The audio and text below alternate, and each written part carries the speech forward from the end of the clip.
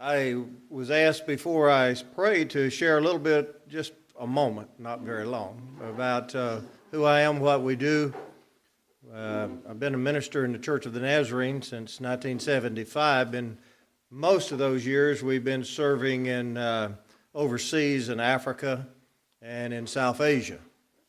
The last quite a few years we were living in Sri Lanka and working in Afghanistan and Pakistan, Bangladesh, Nepal, India, and Sri Lanka. So, been a varied career, and the Lord brought us into camp management 2 years ago, and we are presently managing the Camp Garner Creek right at the county line right there on Dixon County line. But whether you've been there or not, it's right off of Garner's Creek Road and Sam Hollow. We can sleep about 700 people. And have a pretty good sized facility there, and get a chance to drop in. We host all kinds of groups. But let's come to the Lord in prayer tonight for this great meeting that we've assembled here for tonight. Father, we come to you tonight, and we want to thank you that we have this religious freedom, this patriotic freedom, this freedom to be able to gather in a place just like this, without fear of someone breaking in these doors, to be able to express opinions and thoughts and ideas. And Father, we know that unless we recognize that we have the responsibility to continue this freedom, we can lose it.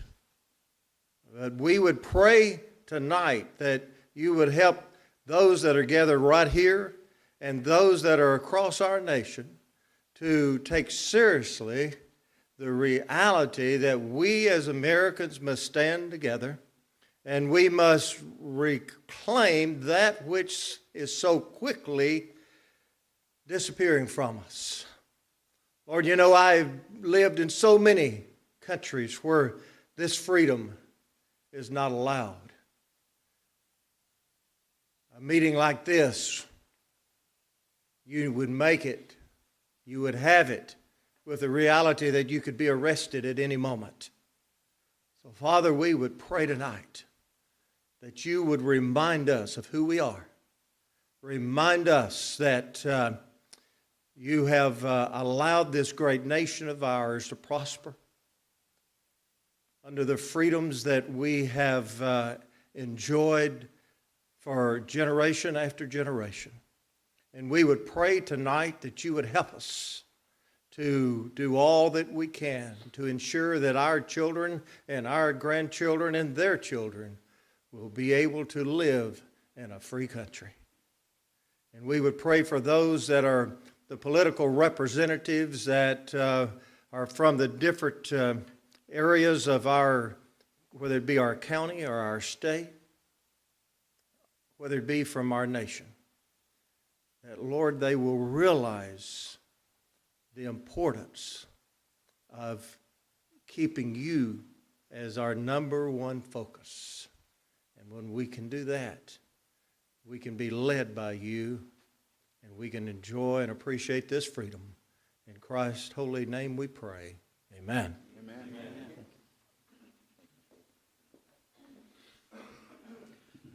That was a good one. We'll do the Pledge of Allegiance now. Mr. Bob Anderson is going to lead us. To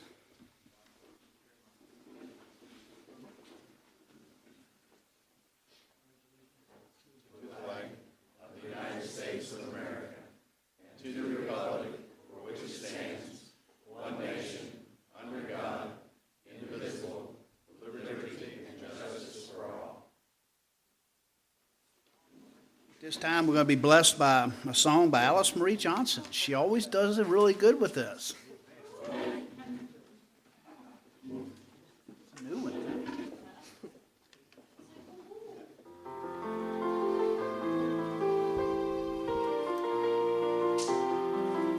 We're a nation built on freedom, but freedom isn't free. We're a nation built on sacrifice, a land of liberty. All the crosses on 1,000 fields around the world today are a testimony to the price great soldiers had to pay. And so I'm thankful for those who stand up for the red, white, and blue, for those who put their lives on the line. And I'm proud to say that I live in the USA. This is the land of the free. This is the home of the brave. This is the land of liberty, the USA.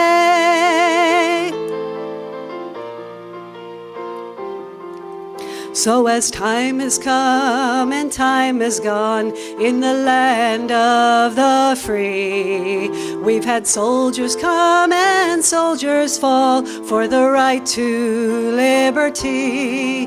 And so we honor them and their families for the sacrifice they've made. 'Cause now our nation stands as a citadel for the price that they have paid. Many times these days we wave the flag of surrender in this land. To devices brought by Satan's plan, we've become a yielding land. But those who love not God and reject His Son must hear of Jesus and His grace. That this land we love might know the truth, that our sins He can wash away. And so I'm thankful for those who stand up for the Bible and for truth, for those who put their lives on the line. I will stand up and say, God save the USA. This is the land of the free. This is the home of the brave. This is the land of liberty, the USA. God save the USA.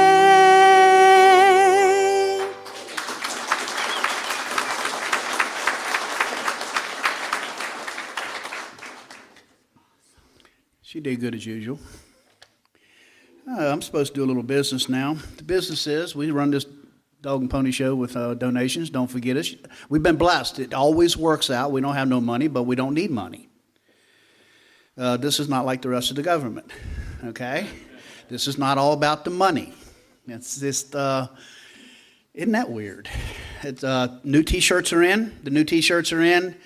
Some psychedelic colors. I don't know what happened there, but actually they're kind of cute. They are kind of cute. And if you had a special order shirt that you ordered before we left for Virginia, it's in, so we can deal with that.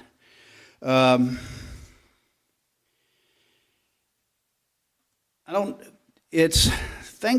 getting ready to go in session again. Cut off deal for the bills is January 31st, and you're allowed 9 after that if you forgot, like some. The House has been restricted on how many bills they can put in. Like, you're a regular guy, you're restricted.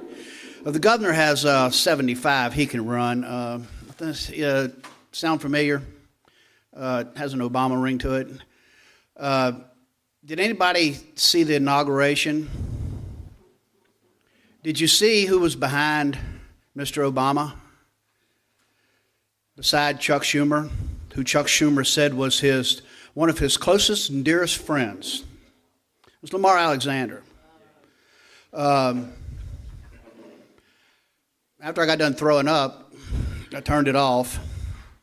We deserve better, people. A lot better. Now, he does make Bob look good on the right day. His honorary campaign managers are Marsha Blackburn, Diane Black, Stephen Fincher, Ron Ramsey, Beth Harwell, Governor Haslam, and endless more. Now, I asked Marsha Blackburn the other night about that, and I told her that I didn't think they drank out of the same water fountain, but I knew it was getting close. She winked at me and went on down the road.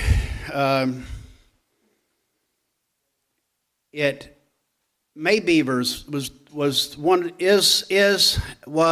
and will continue to be one of our most steadfast, hardcore conservative senators we have, or maybe we'll ever have. Well, we could do, never say never.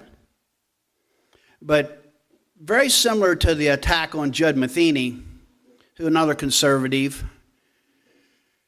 the party has circled the wagons after the Deborah Maggart race, and they're smacking fingers and setting them in the corner and putting dunce hats on them.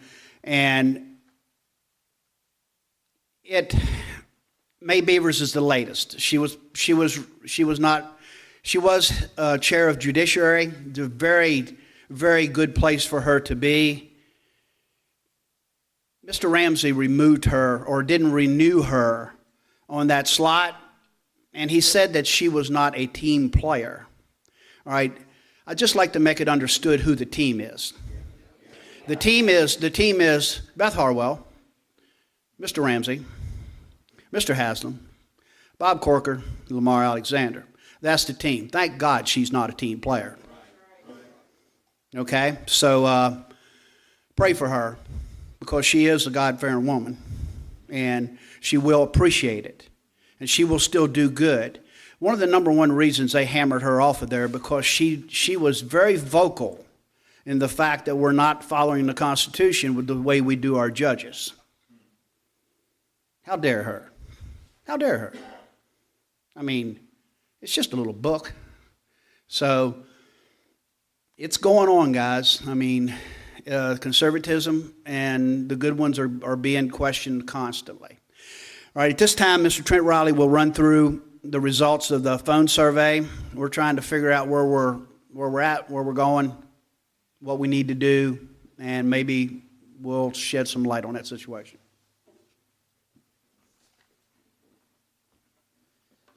Thank you. Well, just to give you a little bit of information about myself, I've always heard that Jerry is the guy that skins skunks. I'm the geek. I'm the guy that looks at the numbers and the data and that kind of stuff and kind of tries to make some sense out of it. And hopefully, we'll make some sense out of it tonight. Nathaniel, can you turn that on? Okay, it's coming up. One of the things about data, one of the things about numbers like this is sometimes it becomes irrelevant or it's hard to understand. So if everybody's okay, I'm going to take just a couple of minutes and kind of prep us and get us ready to start looking at the data. Can you hit F8 or the function F8? Wait a minute. Is it coming up? There it is. All right. Okay, go ahead and switch it. I've got my son helping me tonight too. So, why a survey? Why do we need a survey? Well, number one, so we can gauge how people are feeling about the political climate. And number two is to see what direction the Tea Party should be going for the future. That was basically the premise behind why we wanted to put the survey together, why we wanted to gather information from the members. And I'll be happy to say that we had almost 400 results from people, so it was a great survey. Go ahead, Nathaniel. So, how accurate can a survey be? I'm going to leave that judging to you tonight. So, as we go through these next 4 or 5 slides, you tell me how accurate they are. Number one, what do I do when I can't hear someone? Or you can't read it? Tell them I can't hear them. Move closer so that I can hear them. Shout, what? Or just laugh and hope it wasn't a question. Go ahead. Number two, I'm on my way. What does that mean? I'm actually on my way, or I haven't left yet. Number three, the difference between Mac and PC. Joe, you'll get this one. Hardware differences, software differences, price. Number four, time spent when you can't sleep. Now, I have to say this one was me. Number one, calculating how much sleep, or trying to get to sleep, but probably most of the time is trying to calculate how much sleep I would get if I was actually going to sleep right now. All right, next. And this one is me too. The chance of doing something wrong, and it goes from nothing wrong all the way up to an epic fail. And down at the bottom, you'll see if you're by yourself, it doesn't happen. With me, everybody's always watching when I do something wrong. And the last one I believe on this set is the best things to eat Nutella with. A spoon. All right, go ahead, Nathaniel. Now on to the survey. And this is kind of where we wanted to get to. We've broken this down into three things. And one of the things that I've always heard about numbers and statistics is 98.6% of all statistics are made up on the fly. Now, some of you, that will take a minute to sink in. But anyway, these are not made up. These are actual results. Go ahead, Nathaniel. How do we feel about things right now as it stands in the political climate? How satisfied are we with the performance of the current Republican Party? Now, you were asked this question, and this question is broken down on a series of 1 to 5. 1 meaning the least satisfied, 5 being the most satisfied. And if you look there was about 100, almost or over 200 votes that were on the least satisfied. If you include all three of the one in the middle, that was over 300 people that said they were either mediocre or not satisfied with the Republican Party. Next, how satisfied are we with the Democratic Party? That's kind of an eye-opening thing, isn't it? 295, 88% says no, not at all. And then if you add the other 16 and 23, there were only 3 people that said that they were satisfied to some extent. All right, the next series. What things are important to people? And this was not, I won't say this was a surprise to me, but the numbers were staggering. And that is the first one. How important are moral issues to a political party? That was the question that was raised. And if you look there, it's pretty, 277 votes were saying that it was extremely important to them. And again, I'm not surprised by that. Just it's staggering to know that those numbers were that high. The next one. How important are the fiscal responsibilities of a party or a candidate? Again, absolutely astronomical as far as the numbers go. We're looking at 284, and I don't have glasses, so I can't see it real well. But very, very, and I think that's the tenure of why the Tea Party is here, is because those things are important. Those things are what we need to stand for, and one of the things that we want our political leaders to stand for. Now, the moment we've all been waiting on, the last 2 questions. Go ahead. Where do we go from here? This question is, I think the Tea Party should attempt to transform the current 2-party system. I'm going to say more about that in just a few minutes, or in just a couple of minutes, but before I do, I'll just go with the numbers. And if you look at that, 36% say that it is extremely important too. And if you add 10%, that's almost 50% that say that we should attempt to transform the current 2-party system. And then the last set of numbers is I would be open to the Tea Party moving in the direction of a new party. And again, that's 50%, roughly 50-50, which doesn't really surprise me in a lot of cases, and I'll explain part of that in just a moment. But if you'll notice there, it's almost a direct split between those two, transforming the 2-party system and going with a third party. Now, the last slide here is kind of a synopsis and kind of an overview. In conclusion, the Humphreys County Tea Party has basically said they do not think the current parties are doing a good job. Well, we all know that, but this kind of proved that out. It also thinks that the moral issues and the fiscal responsibility is important for as a candidate or a party, that should be on their agenda, and those are some of the things they should be living by. Now, I'm going to put a disclaimer out at this point, and that is that number, that one of those questions, as I looked at the numbers, as I started looking at the questions again, may have been misleading. It may not have represented exactly the direction that we wanted to take with the survey itself, and that was that question number 4 about transforming the 2-party system. in conversations with some of those that actually took the polls and that presented the survey, it's very possible that it was not a clear enough question.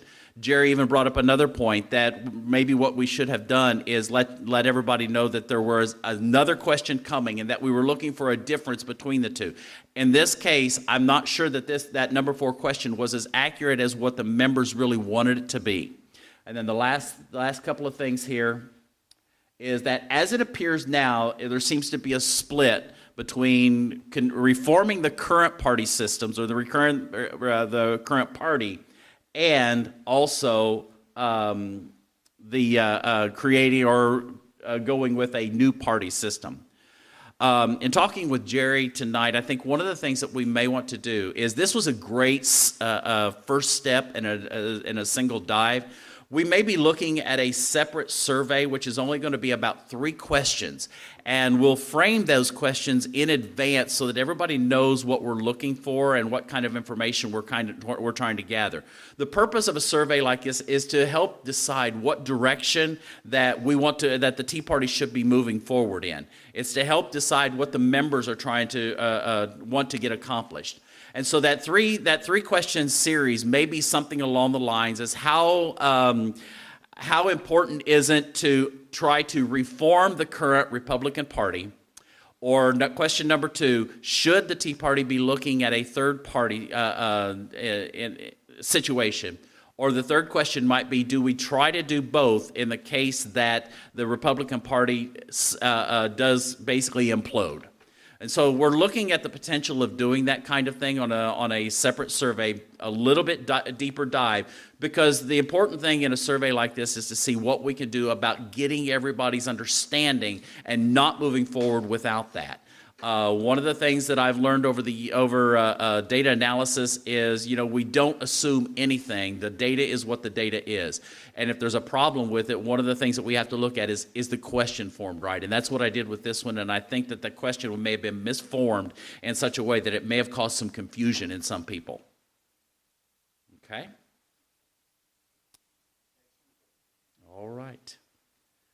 Any questions about the data? I want to thank everybody for the survey itself, because you guys did a great job, and those that made the calls just did a tremendous job getting it back to me. We had a few glitches in the software, but we'll work those out for the next time.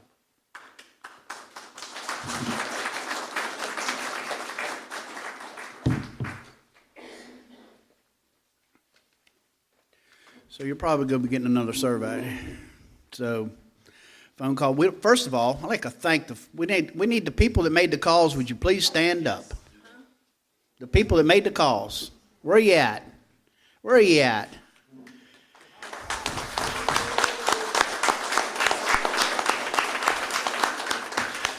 Let me tell you how that goes. You don't just do this call and sit there and yak for a while. I mean, you're going to be talking about this for a while, because I listened to her on the phone, and I mean, they were into it.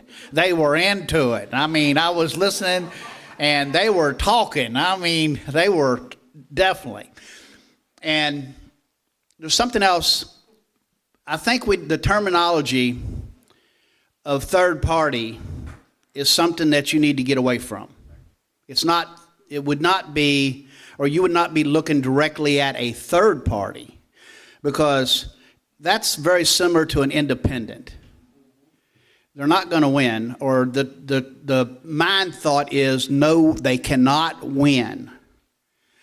The terminology needs to be new party. New party. The party would be made up of libertarians. All of them are not God haters. All of them are not weak on aid to Israel. Blue dog Democrats.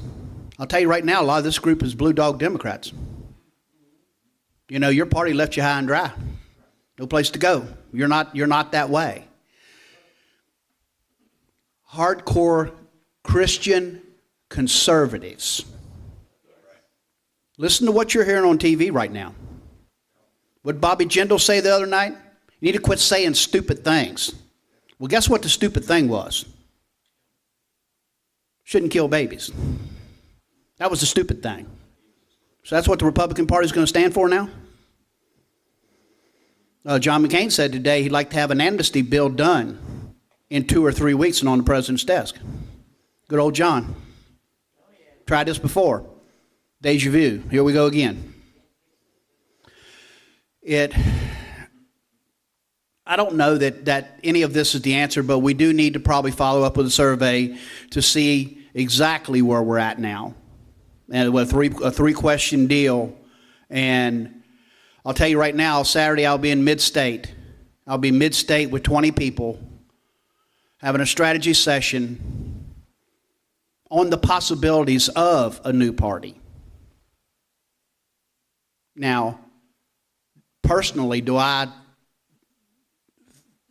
think that we need to go there? I don't know, but I will participate in this talk, in this conversation. I think you can do both. I think you can go after the structure of the Republican Party, but it's falling apart so fast. I don't know if I owned it, if I'd like it by the time I own it. Or would I be embarrassed to be there? And that's not my doing. I worked hard for these people. I was in Virginia for a month knocking doors for a guy I didn't like. Of course, I liked the other guy less. But I'm sick and tired of working for people that hate me. And when they adamantly fail, they blame it on me. I'm done with it. Do I have an admiration for some people in the Republican Party? Yes, I do. It's not John McCain, Lindsey Graham, Chuck Hagel. Give me a break. You're all killing me. We need to be talking about everything. I would like to, if this thing falls completely apart, I would like to go down the last few times I vote, knowing I didn't compromise my principles. I was not forced to compromise my principles. I could really vote for somebody I believed was the right guy. Not kind of better than the other guy. I mean, for real, the right guy. So, you're going to get another survey. Appreciate you guys helping with this. You are the Humphrey County Tea Party. You're it. You're it. I'm a talking head. I've run into it on many occasions where at the mention of the Tea Party, oh, those people, like, they don't even know, they have no clue other than what they get on the national news. The hate message, the right-wing loonies, the crazy people, that's all they hear, and they have no clue as to what we're all about. That we're not a bunch of old retired white folks that are getting ready to die and are afraid we won't make it to heaven. We're actually trying to do something for this country. Yes. And what we need to do, I think the main reason, other than that we had a moderate run-in this year, but the main reason that we lost this election is because people don't even have a clue as to what it's all about. There's got to be a process that we can use to educate people and to counter the push from the left. The progressives learned long ago, take over the schools, take over our kids, you'll win in the long run. It's called the movie agenda. It's very plain. We can't get into a discussion about this today, right now, but I understand and we know. But let me tell you why we lost the election. 27% of the Republican Party didn't come out and vote. Evangelist Christians believe that just believing in God is going to make it happen. Think of this, our next speaker is going to address faith and politics. And without both, this country's doomed. You have to have faith in your politics. We will only be a blessed nation again when we straighten that stuff out. Not like Bobby Jindal said, quit saying stupid things. Well, Walk in there and say, well, we're righteous, we're going to take over. We've got to explain why they need to vote for us. that would be the job. That would be of the party running. And if whatever we settle on something, I see if that was to happen, you would own it. At that point, you would do that. You would do your own talking points. You wouldn't have the talking points that was worried about getting you reelected next time. So, All right? Maryland is as hardcore left. It's a lost lost place. it's much worse than it was. It's really bad. And what I'm saying is that what I look at is that it's not majority of Tennesseans that's at fault for what's happened this last election. It's places like Maryland. And what we got to do is somehow work on these areas of the country that have no clue and get them educated. Try to get some, because they don't know what's going on. Well, it's the money. Unfortunately, it's the money. Unfortunately, it's the money. So we can break the backs of the money. We'll be having a conversation about this part of it after the next survey, and I come out of this strategy meeting off the next round, and we'll sit down and talk about what that means and where that will go. And these points are very valid points in the move forward. And how that would happen will be a full discussion for a whole meeting, because it's going to have to happen like that. Now, we need to move. We need to keep moving.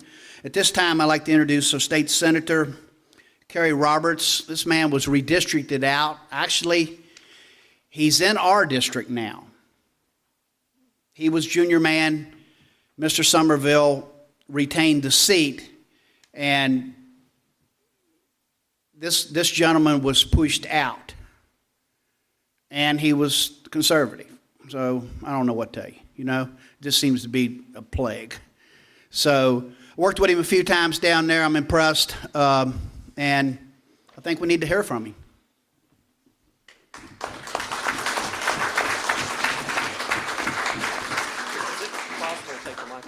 Stand? Is that okay? Should we just take this one? Okay. Do they have some room, or take the other ones?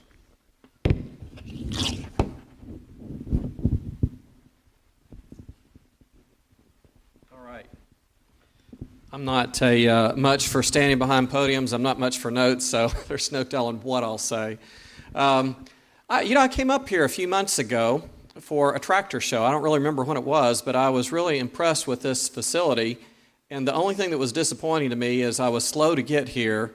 It was a cold day, and by the time I got up here, probably the vast majority of the people had packed up and gone home, so I didn't get to see a whole lot. But I love old tractors. I love antique tractors, and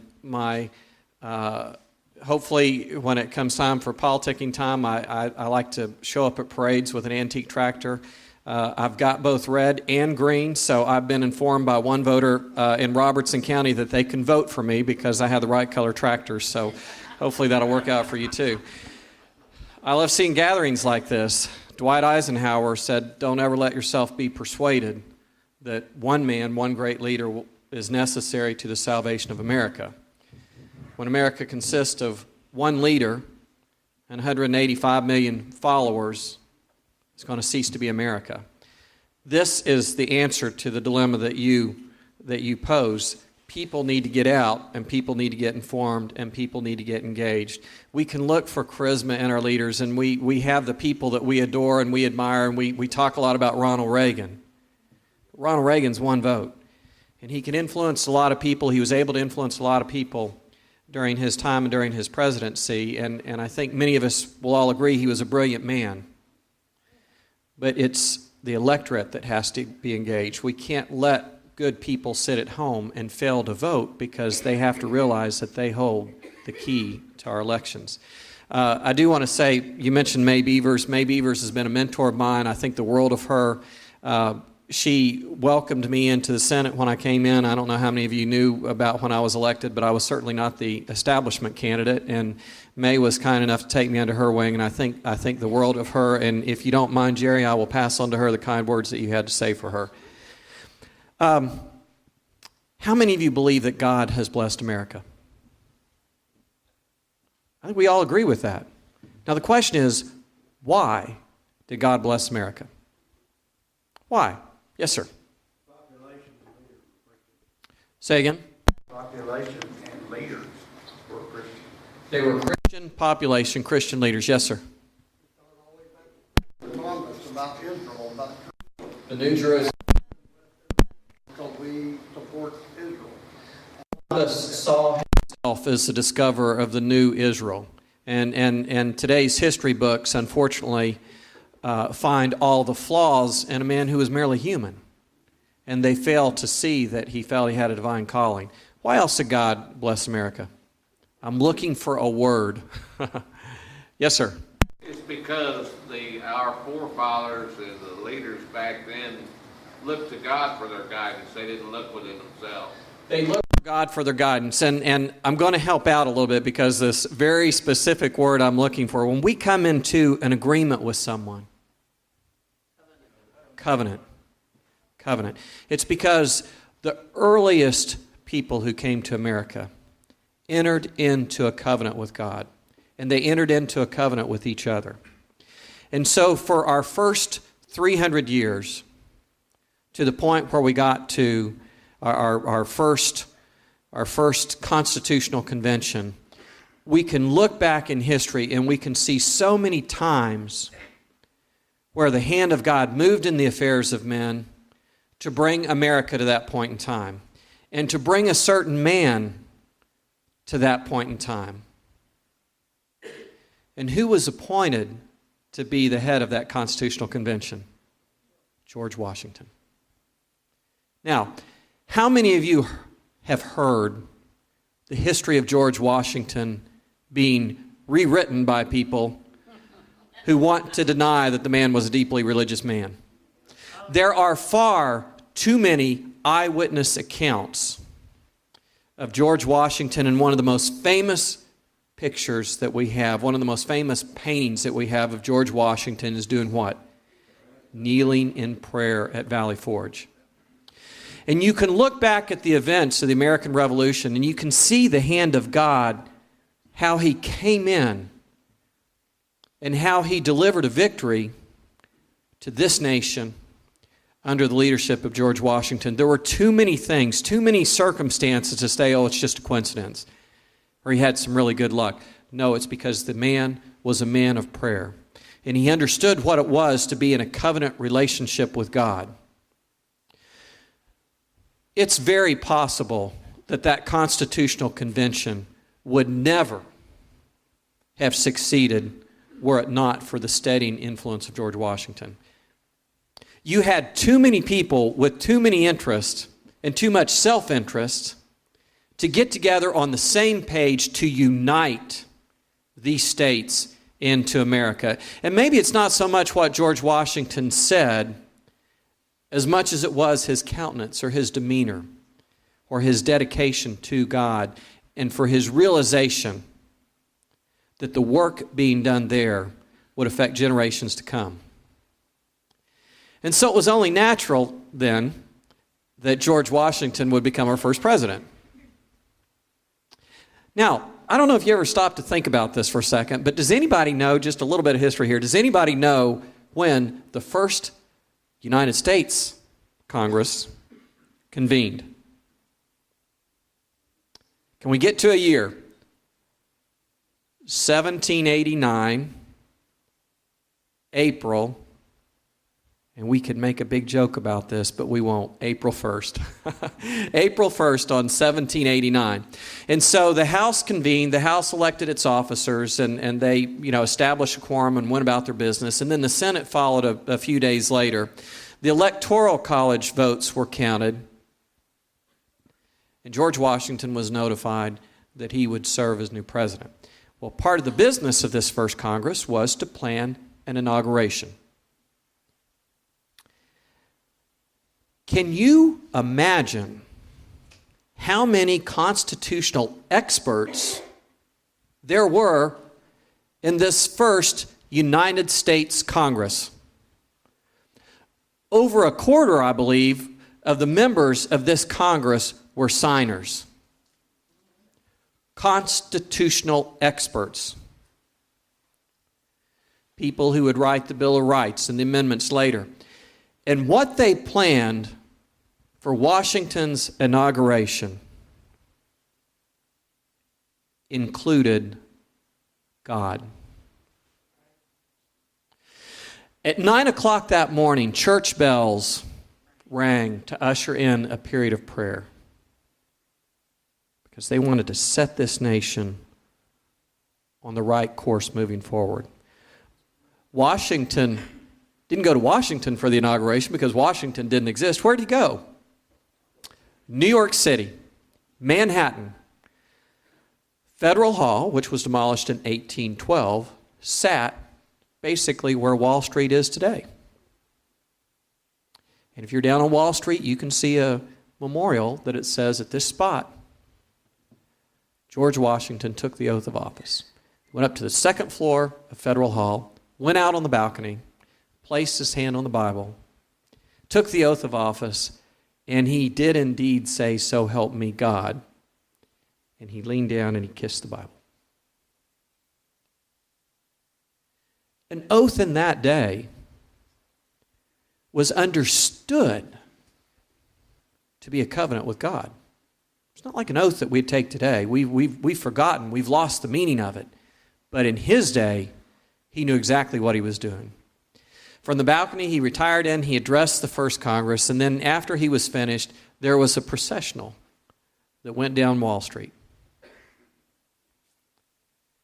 So they went down Wall Street. It was the president, all these dignitaries, the first Congress, and they crowded into St. Paul's Cathedral, where they had, I quote, divine services. This was planned by the first Congress. You can go read the documents in the archives where they planned this activity. They were going to have the inaugural service at St. Paul's Cathedral, and clergy got up and spoke. They had a prayer service. And it was on this ground that the nation was consecrated to God. When you read Washington's inaugural address, it's replete with images of how we stand before God and how we will be blessed by God if we turn our commitment and our attention to Him. Well, what happened? How did we get to where we are today? It didn't take long. Within 8 years after that, within 8 years, he served for 8 years, we already had situations start to pop up about religious freedom and the fight back and forth. And come to find out, Thomas Jefferson had some pretty interesting ideas about religion. Has anybody seen the Jefferson Bible before? Can anyone explain to me what the Jefferson Bible is? It's an attempt to rewrite the Bible without any divinity recognized in Jesus Christ.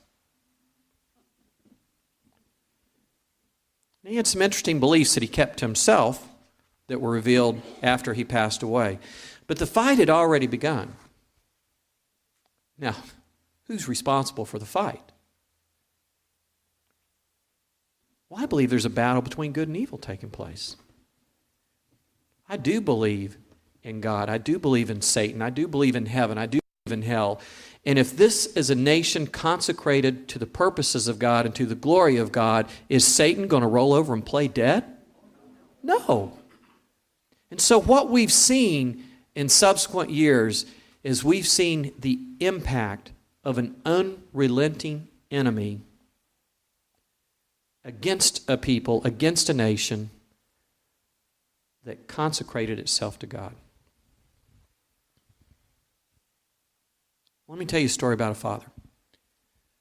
What do you call your father? Anybody? Dad. What else? Ladies, do you call him dad or do you call him daddy? Daddy. Okay. Anybody call him pop? We got some pops? Okay, well, dad it is today. I'll tell you a story about a dad. He was a good dad. In fact, he was probably the best dad there ever was. He was the best dad there ever was. Successful, great provider, great father. Everything you could ever want. He had 2 boys. I guess you could say they had the perfect life.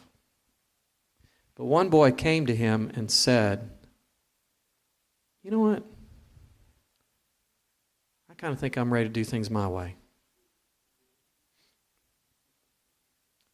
And I know I got some money coming to me. Could I go ahead and have it now?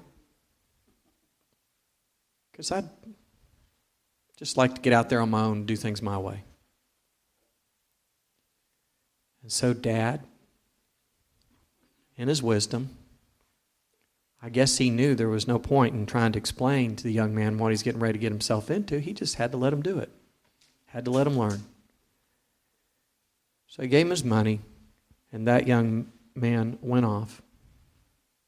And he lived the life that he wanted to live. But he was young and dumb.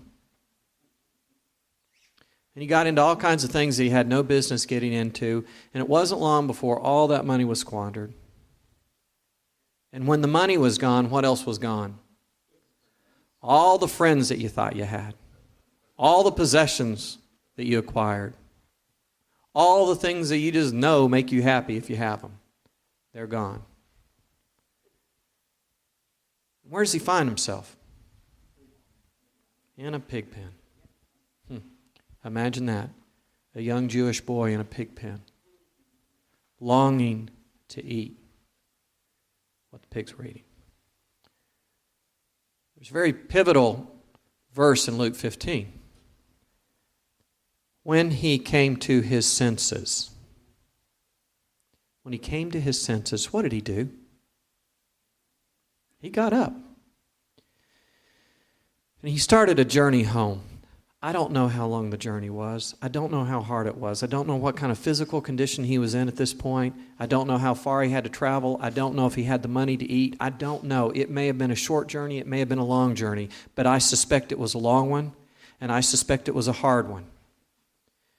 And I suspect that during that journey there was a lot of time to think. A lot of time to wonder. A lot of time to worry. He was embarrassed. He was ashamed. He knew that he'd given up a wonderful life and he had blown a fortune. How was he going to answer to good old Dad? Well, good old Dad answered that for him, didn't he? You know, in Jewish culture, it's not very dignified for a man to run. But he ran. When he saw his son afar off, he ran. And we know how the story ends. The question is the parable that Jesus told, we know it applies to each one of us, but does it apply to a nation? Okay, the one downside about being right here is I don't have internet access. Does anybody have a Bible by chance? I tried to bring it up on my phone. I don't have it. Somebody go to 2 Chronicles. 2 Chronicles chapter 7, verse 14. And please do us the courtesy of reading it because I will probably misquote it. Whoever might have it. My people who are called by my name humble themselves and turn from their wicked ways and pray, I will hear from heaven. I will forgive their sins and I will heal their land. Wow, doesn't that just give you goosebumps? You know, the thing about it is, what do we say about history? Those who don't know history are destined to what? Repeat the mistakes of the past. What are the mistakes that the nation of Israel made? They put other gods in front of Jehovah. Do we have gods in our society today? Absolutely. Are we guilty of putting other gods, small g, in front of the one true living God? Yes, we are. And you see, the thing that we have to realize is if we don't elect people who have these same values that we have, then how in the world are they going to go vote in a representative way that acknowledges and understands that our God is a jealous God and that the blessings to our nation come when we put Him first, just like they did with the nation of Israel? And if we learn anything from Israel, we learn this. It didn't require the entire nation to turn back to God. There were times when only a remnant were able to do it. Folks, I don't know what it is about church today and what it is about religion today, but maybe some churches don't like to talk about revival. Maybe other churches don't like to talk about covenants. Maybe other churches just don't want to admit where we are. And maybe other churches just believe that good church members shouldn't be involved in politics. I don't know what it is. But for every economic problem we've got, for every military problem we've got, for every social problem we've got, they're not going to get solved until we solve the spiritual problem, period. What can we do? What can we do? The first thing we do is we pray. A person says, "What can I do? What can I do?" You don't know what you can do because it's not you. One of the things that you learn about Scripture is that God takes the least likely of people, the people who appear to be weak, or the people who have some kind of deficiency, or the people who are like Samson, who have a healthy joy of living and did some pretty crazy things. He takes people and He works through them so that who can get the glory? God can get the glory. What can one person do? One person can start a revival. Each one of us has to be committed to praying for this nation. Do you think it's too late for this nation? Then you're saying it's too late for God to do anything about it. I don't believe that for a minute. And we talk about that a lot. I know we're guilty of saying that, well, it's too late for America, we're on our downhill side. We may be on the downhill side. And it may be that there are worse times ahead. That's very possible. But just as Israel was rebuilt, and they were able to leave captivity to go back and build the wall and rebuild the temple, it can happen in America today. I didn't come here to preach tonight. I just can't help it. Because this is the fundamental crux of the problem. We can talk all we want about how the government is taking in $2.4 trillion and spending 3.4. We can talk about debt ceilings, and every one of those discussions need to be had. But I tell you what, I think you could probably safely say at this point in time, it will take a miracle to fix Washington. Well, do you believe that's possible? It is possible. It is possible. But it's not going to be possible if all we do is sit around and say it's too late. So somehow or another, we've got to you've got a large group here, and I know during political season there's even more people who come out.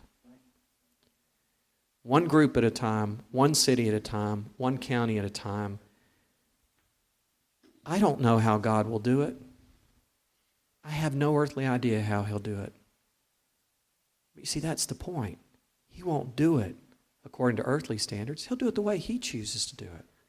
Our role in this is to ask for His blessing. Our role in this is for us to re-covenant ourselves to Him and to each other. That's how we can make a difference. I really didn't go anywhere where I planned on going. I kind of got off on a tangent. But that's just me. I don't speak with notes. I laughed. I think I told Jerry at some point in time, I don't think I've ever given the same speech twice because it's just my ADD personality, I suppose. But at this point in time, if we've got a few minutes, I'd like to ask if there are any questions, because you may have questions about what I've just said, or you may have questions about my experience at Legislative Plaza. Whatever you want to ask, it's fair game. Is that okay? Do we have a few minutes? Okay. What a shy group, Jerry. They just don't ever do. Pardon? I want to know why I've never heard of you. I tell you what, I ran for Congress in 2009 in the race that Diane Black won. I live in Robertson County, and after she was elected to Congress, quite a few people came to me and said, why don't you run for her state Senate seat? So I won her state Senate seat and just served a very brief amount of time before the redistricting occurred. So now Robertson County is included with Cheatham, Dixon, Hickman, and Humphreys. I live in Robertson County, but my term was up in 2012. Jim Somerville's term is up in 2014. So I have to step aside, and Jim is now the senator for these 5 counties. So maybe you didn't hear about me because I stayed out of trouble. I don't know. I'm not sure. Oh, come on, don't be shy. Yes, ma'am. Districting. Yes. Do they do that often to redistrict? Every 10 years after the census, the lines have to be drawn to reflect what our Constitution says about the district. So in the case of the Senate, what we do is we have 33 state senators.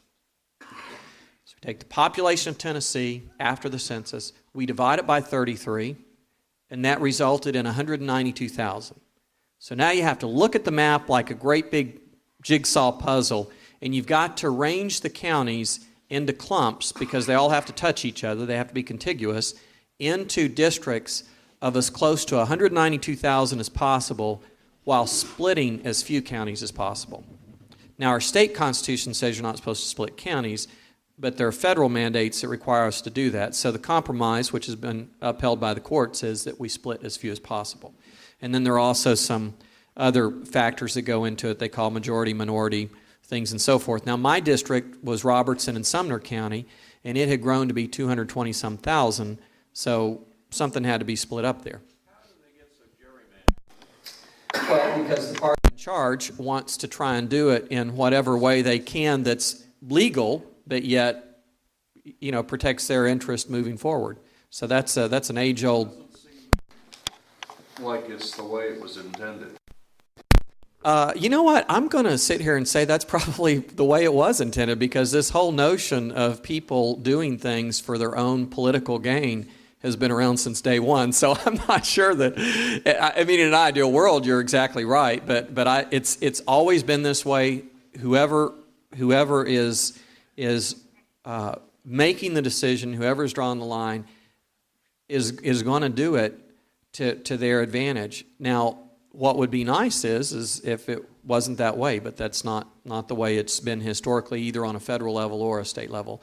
I think you were next. Were you? Go right ahead. 2 questions. Number 1, are you planning on running for the Tennessee Senate in 2014? Question number 2, would you consider running under a new party? First question is, I don't know.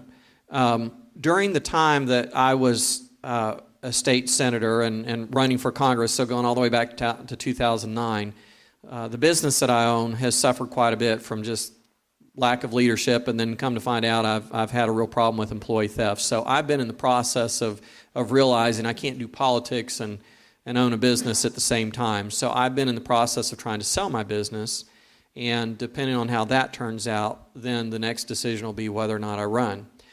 As far as third party, I'm in the group of people who believe that the best thing we can do is reform the Republican Party. That doesn't mean I don't have an open mind to it, but if you were to just catch me on the street and ask me, I'm going to tell you that's the way I feel right now until somebody comes along and makes a compelling argument otherwise. So I would run as a Republican, but a lot can change between now and then. I happen to believe that I see the kind of people, I see Lori back here, the kind of people that we have running for office, we're going to get more and more of these people where they win their primaries, where they win their general elections, and the influence, I think, of liberty-minded people like ourselves, people within the Tea Party movement are going to gain influence in the state legislature. And are people scared of us? Yeah, some people are. But the thing about it is, when you go knock on doors, who disagrees with us? Where are they? You know, when we go knock on doors with our message, what do we discover? We discover that the vast majority of people who we talk to, regardless of their party affiliation, agree with the principles that we're talking about. So it costs money to win elections, and that's a whole nother discussion on the need for campaign finance reform. But we're going to see more and more influence of people like ourselves in the Republican Party, and I think that bodes very well. So that's where I am personally at this particular moment in time. Yes, sir. I think you're helping really well. I called on the survey with people, you know, and done the survey. And I think the majority of the people I talk to are very informed people. They do understand what's going on. The big thing is what's clouding it is how are they going to progress into getting the job done is how we police. What you're doing is a great thing, and it should take another two parties throughout the state, because we got to get a rally to the fact to get back to God, because that's where the key is. Well, it is. God is the way to get it done, but we still have to keep on working and building something. Well, we have to keep in mind the biblical principle about the laboring in vain. And that's the thing. We don't want to have this movement where we're putting forth a lot of effort and we fail. We fail to realize that we do have an obligation, I believe. I mean, God has blessed this country. That creates an obligation on us. And I guess I'm not sure how to say that theologically. I'm not a theologian, but we do have, I believe, an obligation to take this blessing that we've been given and be good stewards of it, and not apologize for why we're trying to be good stewards and what motivates us and what drives us. So the thing that's so important, I want to go back to your survey for a second. There's a huge disconnect between Washington and the state. So taking a look at the state, for example, let's just focus on the fiscal issue for a moment. Tennessee balances its budget, and this is good stuff right here. Tennessee balances its budget every year. It has to. It's constitutionally mandated to. Tennessee also has among the lowest debt per capita of any state. Tennessee is one of the best managed states financially. And so that's both good and that's bad. The good part of it is we live in a state that's well managed. The bad part about it is it makes a lot of people politically complacent, because the issues close to home that are important to them, the roads are getting paved, the schools are getting built, you know, things like that, they're happy. And they look at what takes place in Washington, how dysfunctional it is, and they think, well, I can't really affect that. I can't really change that. So they just stay at home and they don't get involved. And so this is what's frustrating to me is, and you discover this when you call people, they're informed, but they don't necessarily think that they can do anything about it. And so they don't get out, they don't get engaged, and a lot of them, frankly, don't vote. And that's very problematic. So we had this time is we had too many people that didn't know what they were voting for. Well, it's always better when you can vote for something and not against something, and I think that's where a lot of people found themselves in this election. But the end result is the same.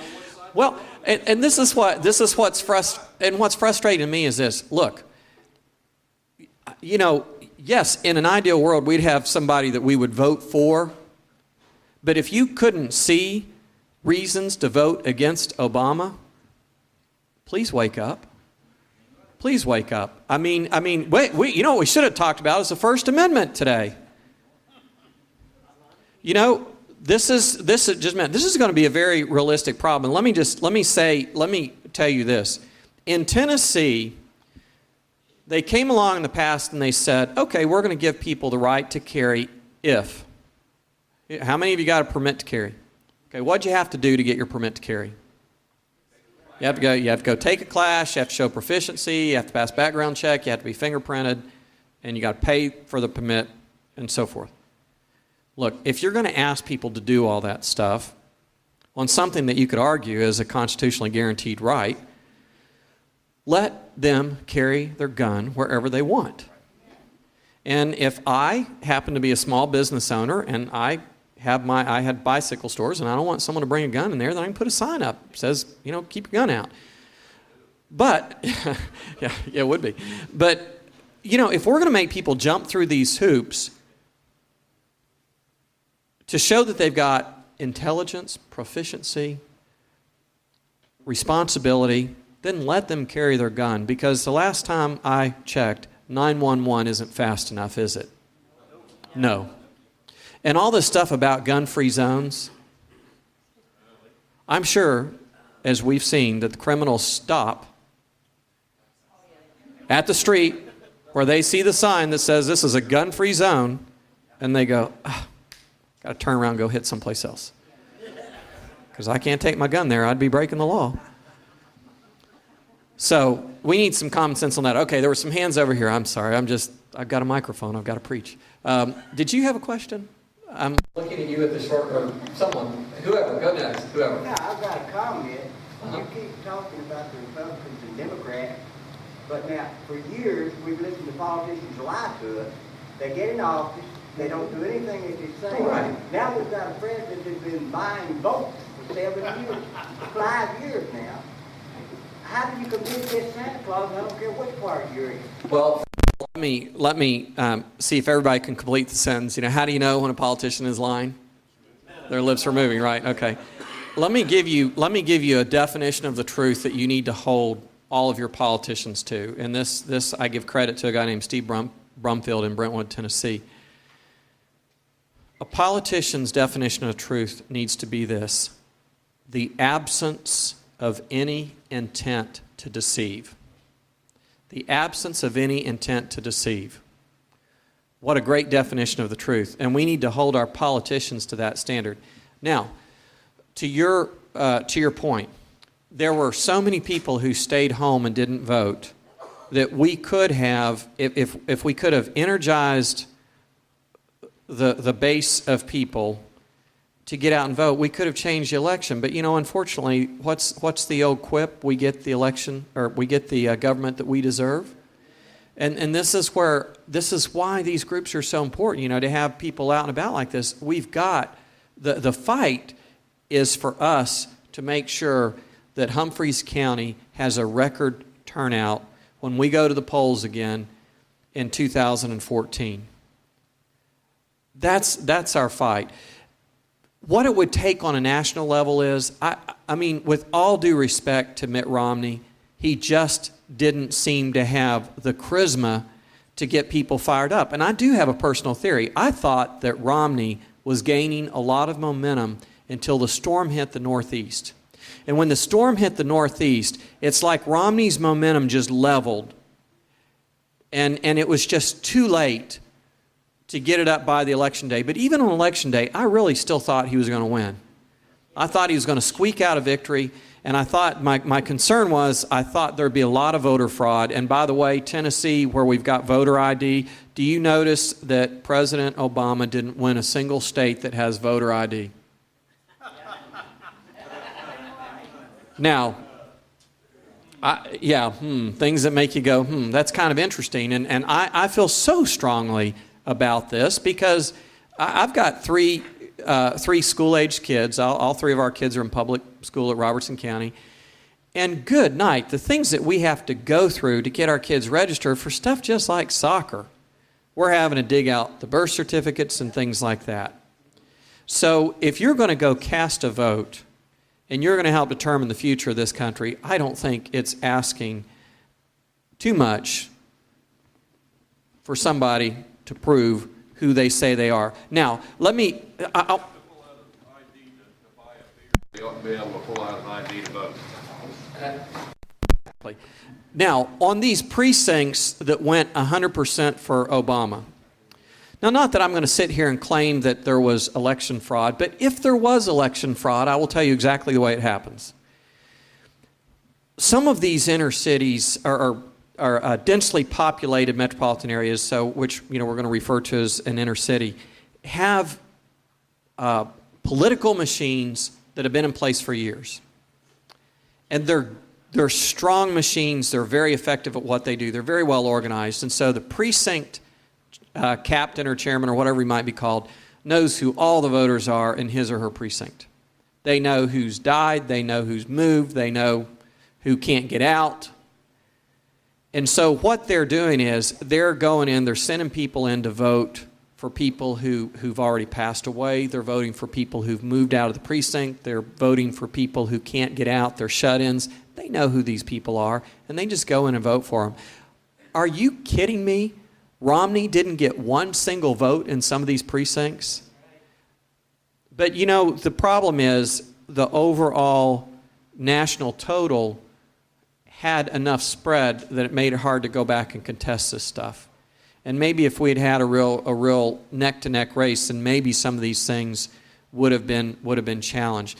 But again, how do you fight that? It's because we get out and we get involved and we watch the polls. And we're very fortunate, I do think, in Tennessee to have voter ID, and that helps tremendously. But we need people out working the polls to make sure that every vote is counted correctly, whether it's for you or against you. Every person deserves to have their vote be counted correctly. And I don't care if they're the most diehard liberal in the world or what they are. In America, your vote needs to be counted correctly, no matter who you are, if you're eligible to vote. Yes, sir. This is just my own opinion, but I believe that, and I have long believed that people have a tendency when there is a situation that arises, or we'll call it a problem, to go and fix the symptoms of the problem and never actually realize what the problem is. And I believe that's what is going on in America today.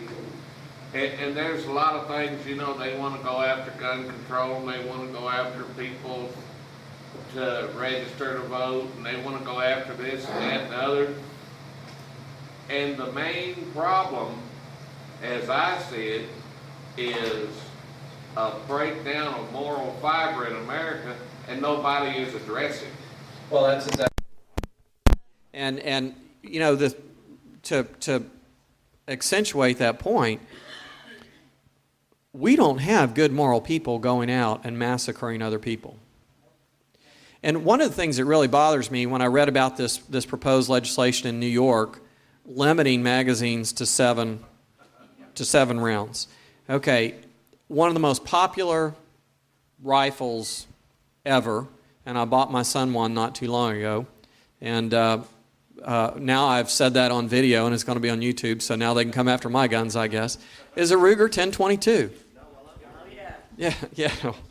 Well, a Ruger 1022. And how many 22s can you can put 10 rounds in that thing. And how fast can you change that it's got a little rotary magazine, how fast can you change it out? In less time than I just said that last sentence.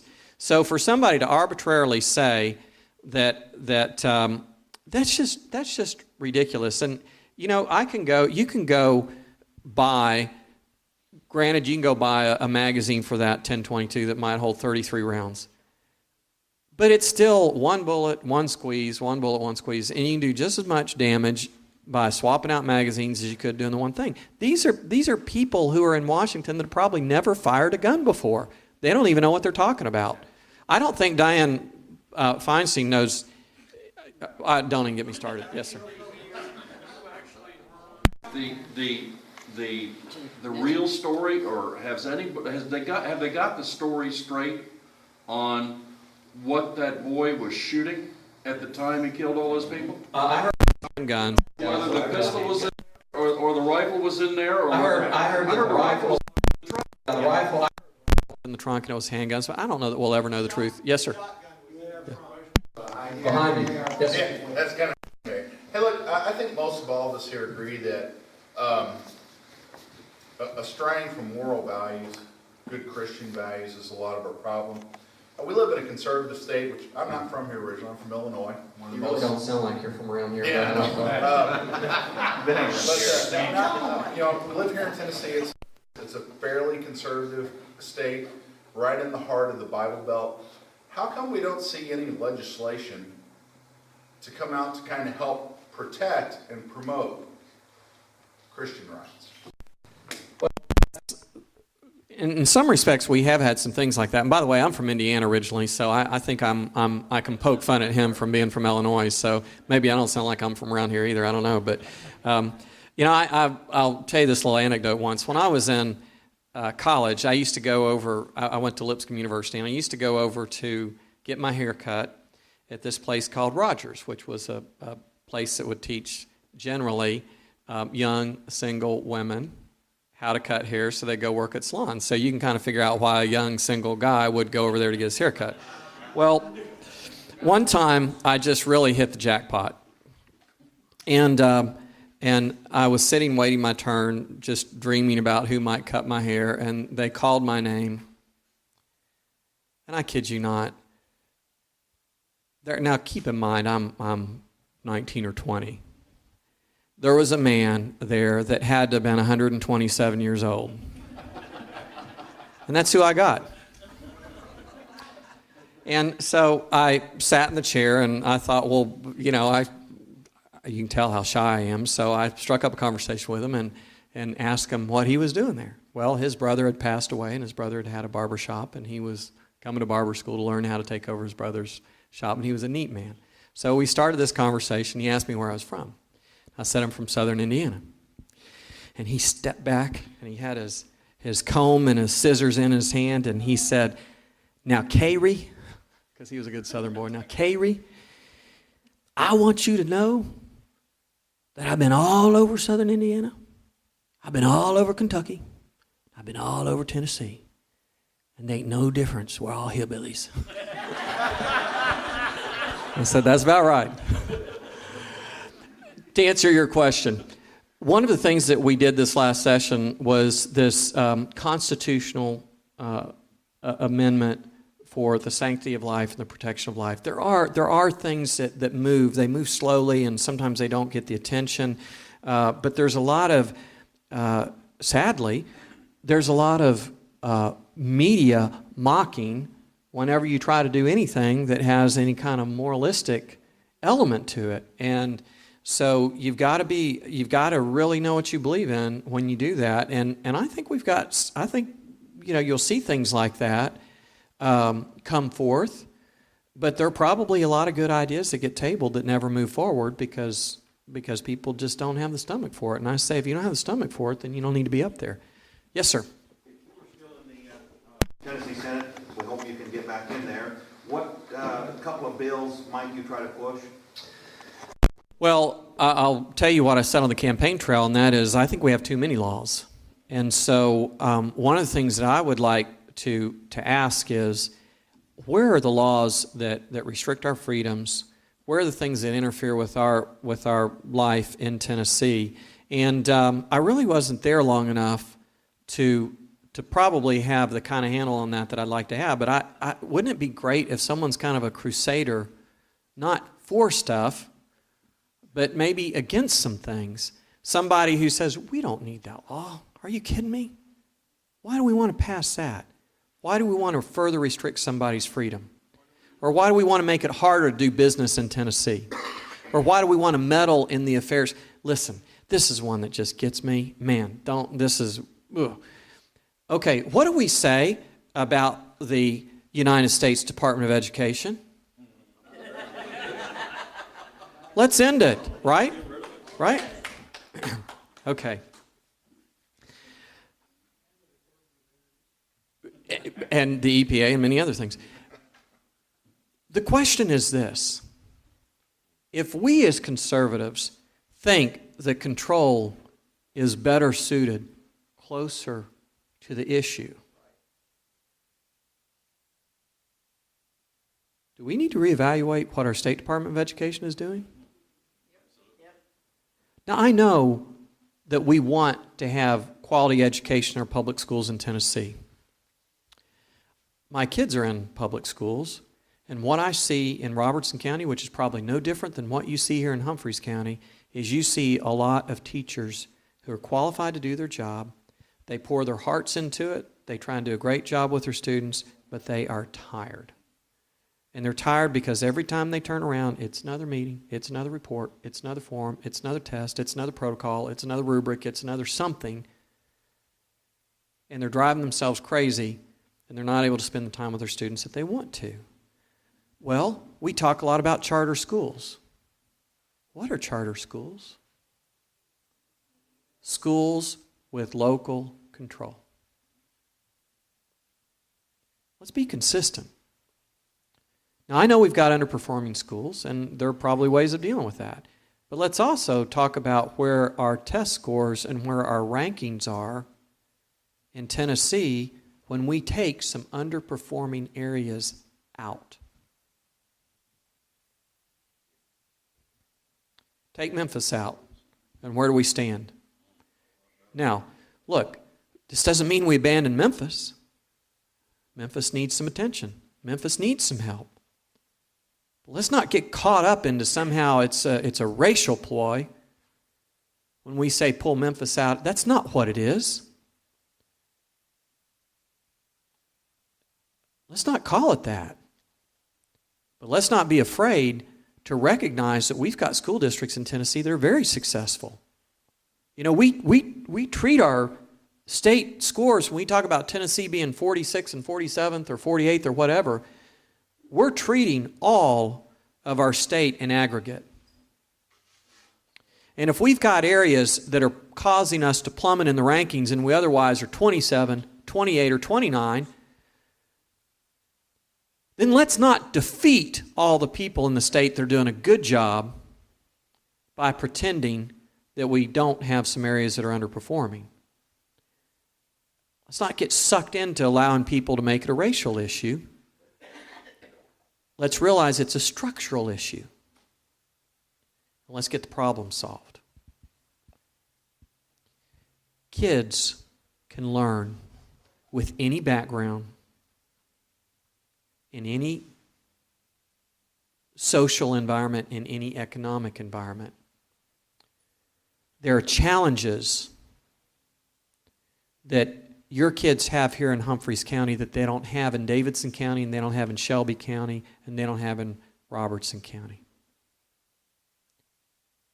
That's why local control, I think, provides a better outcome, because you know what your kids need. We ask too much of schools too, and that's another thing. This is you're talking about symptoms and I'm sorry, what's your name? Jim. You're talking about treating symptoms and not dealing with the root problem. What about the breakdown of the American family, and what's the impact of that on education? Okay, so are we asking teachers to fix a family problem? Well, that's not fair to ask the teacher to do that. Now, can kids overcome bad backgrounds and bad families and things like that? Well, of course. Some of the greatest people in history have a background that just breaks your heart. But there's a lot of these things where we're very inconsistent, or when we don't look at what the real root of the problem is, and we're trying to address everything else, and we're trying to make ourselves feel good about the activity that we're engaging in. And what are we doing? I'll get to you in just a second. I want to. Here's another example: economic development. You know, counties, and I'm sure Humphreys County has something like this. Counties across the state are hiring people to be engaged in economic development, and their goal is to go out and recruit businesses and bring businesses in, and they're going to get tax breaks, and they're going to do this, and they're going to do that, get government money, you know, to relocate here. Okay, at first blush, it sounds like, well, hey, that's not a bad idea. Let me ask you a question. Anybody ever spend any time in Murray County before Saturn came along? Okay. Here would be a question that I would love to ask an old-timer in Murray County. Was it worth it? Was it worth it? Because not only did you give up all of these things to attract this General Motors plant here, but all of a sudden you discovered that you had to build roads, you had to build schools, you had to do this, you had to do that, and the tax base went up. When all was said and done, was it worth it? How about we let the free market decide where people need to locate? How about we keep the government out of it? And I know it's tempting because we want to see jobs come to a county. We want to see our unemployment decrease. But how about the thought that maybe some of our employment problems trace back to government meddling that upset the equilibrium of the market in the first place. So this is another one of these things where we've got to watch the temptation to get involved in things. Yes, ma'am. Familiar with Senator Canfield's bill regarding the educational welfare and education performance? No. Am I off the hook? No, I'm not familiar with that bill. The only bill that I'm aware of is he's had something about maybe allowing teachers to carry or something like that if they have a permit to carry. That's the only thing I've heard that he's sponsoring so far this year. Yes, sir. This here is another one of my own thoughts, but I believe that until the people of the United States stop giving credence to people that are creating a problem, knowing that they supposedly are holding the solution in their hand, that we are in serious trouble. And my example for that is when Obama was talking about this Sandy Hook massacre. Uh-huh. And he sat there and give all of this, for lack of a better word, holier than thou thing that he's got the solution to all of this. This is a man that says that he has a solution to a problem that is signing off on 3,500 children to be killed every day in America from abortion. Well, the inconsistency, the hypocrisy is just stunning. That he can parade, he can announce his executive order on guns, and he can surround himself with kids who just breaks my heart to see them being used as pawns. But you don't have to look very far back in history to see other people, other politicians, who use children in a similar way. And it's just so hypocritical that he is presenting himself. Let me tell you something. I have a friend of mine who's a school nurse who has a permit to carry. And her comment after Sandy Hook is, if that had been my school, and if I was allowed to bring my gun to school, that would not have happened because I know how to use it. And this is unfortunately that just doesn't fit his ideology very well, does it? So someone else, yes sir. Just. How are we doing? Okay, we're gonna wrap it up. A couple more. Okay. Common denominator that I have noticed with all of these killings going on, the mass killings and everything, there's guns involved, yes, but there's also drugs involved. A lot of these kids are starting off in school, and we had a grandson that had a problem with the school system. They basically wanted to put him on Ritalin because the teachers weren't interested in him enough in the classroom. He was just getting bored, and then he got a little bit disruptive, and sort of like myself. And they wanted to put him on Ritalin, and they gave him a hard time over some drawings that he had where he got to sketching a hunting rifle, which I did that every day I was in school just about when I got bored, and they kicked him out of school for it. So we wound up, he was homeschooled by his parents, and he turned out to be a good kid. But what I'm saying is that the problem is a medical problem. The problem is there's no place to put these people. We know we've got a nut on our hands, and there's no place to put them except the only thing you can do is charge him with a crime and put him in the prison system. That's the only control you have over a situation when you have a person that is dangerous. We are feeding them drugs. We're giving 16, 17-year-olds Prozac and Amaritol or whatever, all these crazy drugs that they've got. As soon as they're on them, they go from depressed to mania, where they're thinking about killing themselves and they're thinking about killing somebody else. And when they get pulled off of it, it's even worse. It's even a worse roller coaster. Right. And every one of these killings has been done by some, down the list, look at them all. Drugs, yeah. Everyone was on some kind of antidepressant, some kind of drug. And it starts in the schools, I think, in a lot of cases, with the Ritalin and on down the line. Yeah, and that's not a conversation a lot of people are having right now, but it needs to happen. Yes, sir. There's one more common denominator, that none of those people believe they were created by God. They all believe that they're just there by chance, and so what difference does it make what we do? Well, you see, these are it's far easier for the media to villainize guns because that's their agenda.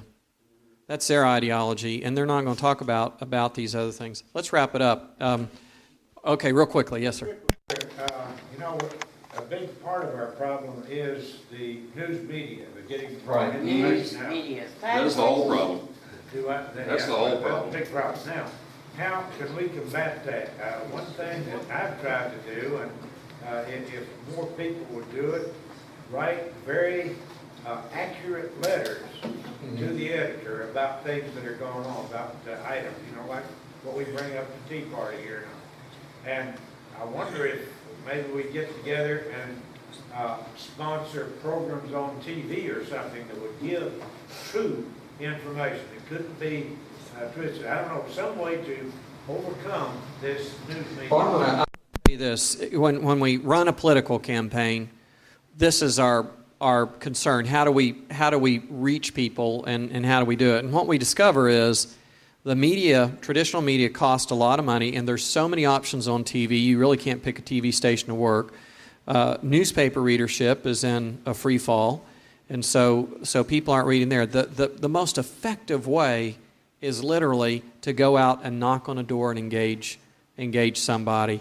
And whether we do it literally or whether we do it the internet equivalent of that by getting to know people on Facebook or some of the social media sites,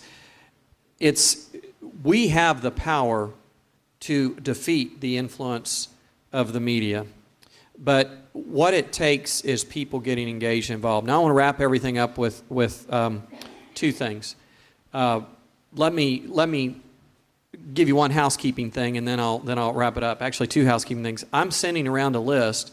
If you would like to stay in touch with me, I send out a periodic email, and I say it periodic because I'm inconsistent. That's another way of saying when I get around to it.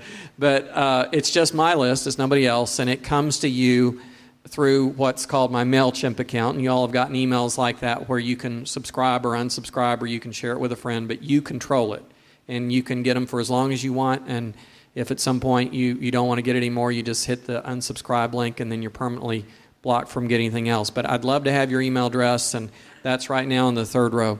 The second thing is, this is something that I want to start doing. I've not had this conversation yet before. It's been quite a while since I've done any public speaking, probably last spring.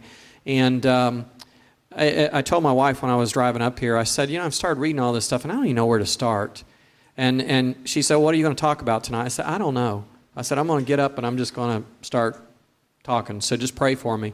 But this is something that I want to get involved in doing. So if you have a church group, if you have a civic club where you'd like me to come and speak, I'm going to be developing and refining this message to the point where I can, if I've got 10 minutes to speak after lunch at a Rotary Club, I can do that. Or if it's somebody wants me to get up and preach for 20 minutes or teach class for 45, I can do that. So if you would like to have me come to your organization, I would love to hear from you.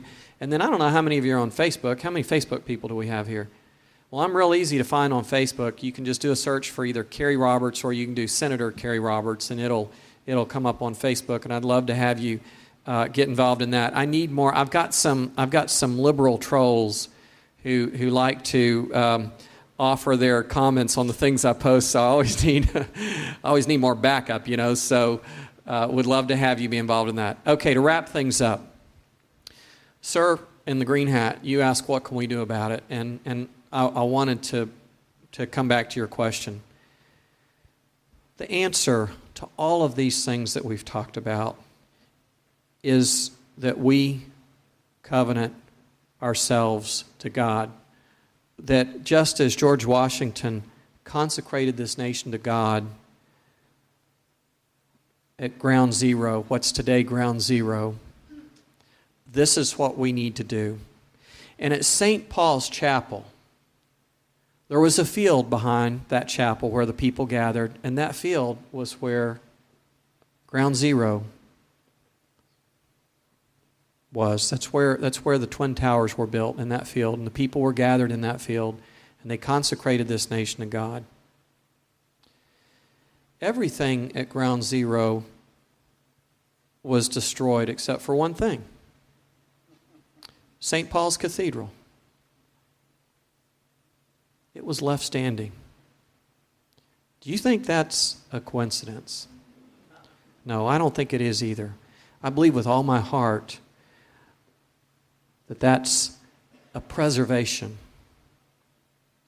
of a very important moment in time, a memorial, a commemoration. We see throughout the history of Israel, names meant things, and they would build monuments or altars for significant events that took place where God intervened in the lives of the Israelites. And I think that this little cathedral perhaps was left as a reminder, as a memorial, as a lesson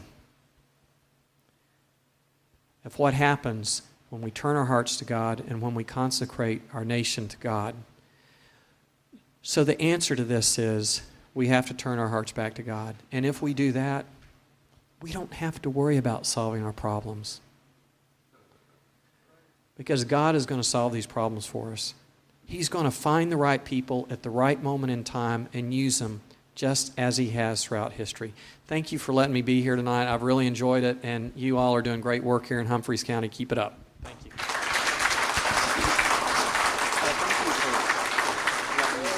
You did fine. Did a good job. I knew you would. We also need to give a big hand to Trent Riley for the survey. Yeah. Mm-hmm. We're blessed. They come out of the woodwork when we need them, and we hope we don't put them back in the woodwork with our boring whatever. Don't forget, we have freedom calendars over here. We have the T-shirts. We have the whole 9 yards. We're not even exactly sure what we're going to get into next round. Yes.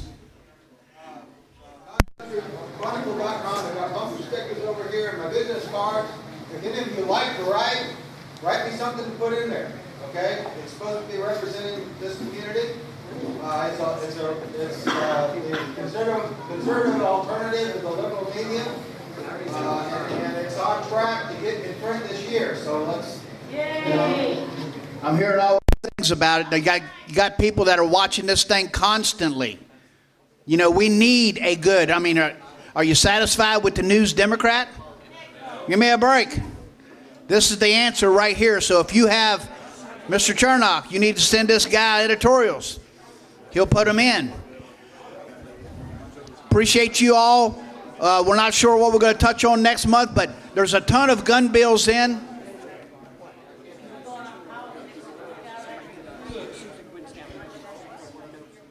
All right, we'll get her. Well, we have somebody stuck outside. Anybody got a chain or a rope in their vehicle? She's needing a little bit of help. I can go to the house and get one if I got them.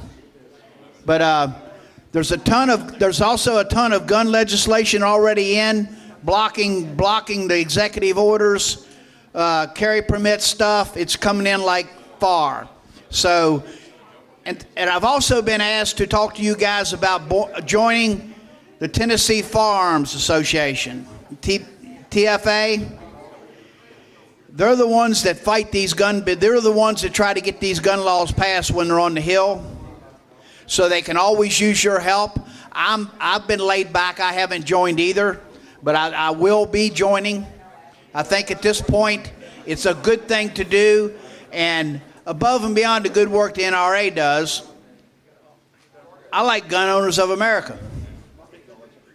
I think they don't try to play the middle. They shoot it straight down the middle, and all of them need help at this point.